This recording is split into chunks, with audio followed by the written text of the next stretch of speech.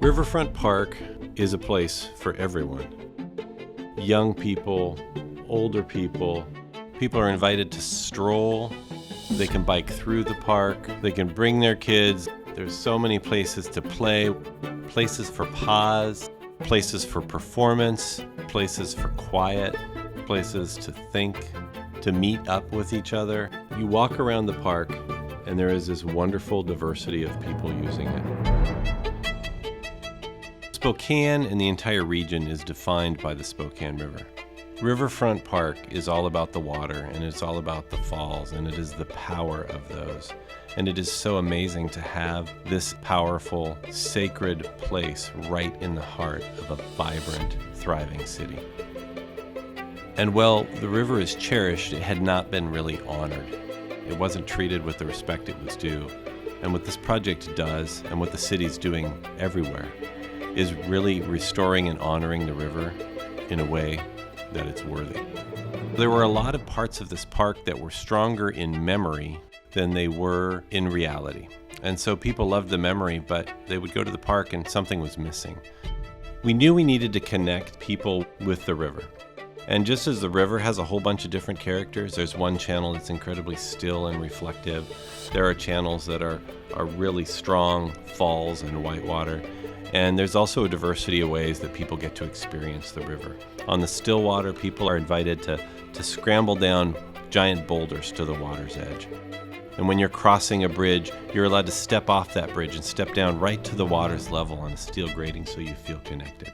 In other areas, it's more seen from afar. You're drawn over to the edge of a bridge and you're able to just look right down on the power of that water. And in other areas, it's really about being seen from afar. We invite people to climb the elevated experience in the pavilion so that they get to the top and they actually feel more connected to the river. They're able to look out and see two parts of the river, the still water in the downtown on one side and the rugged falls and the white water on the other. So even as you're hundreds of feet from the water, you feel the power of the river. What's great about the park now is it will never feel closed. It is great all the time. It is great in the day. It is great in the night. It is fantastic in the winter when it's snowing. It is fantastic in the summer during a huge festival.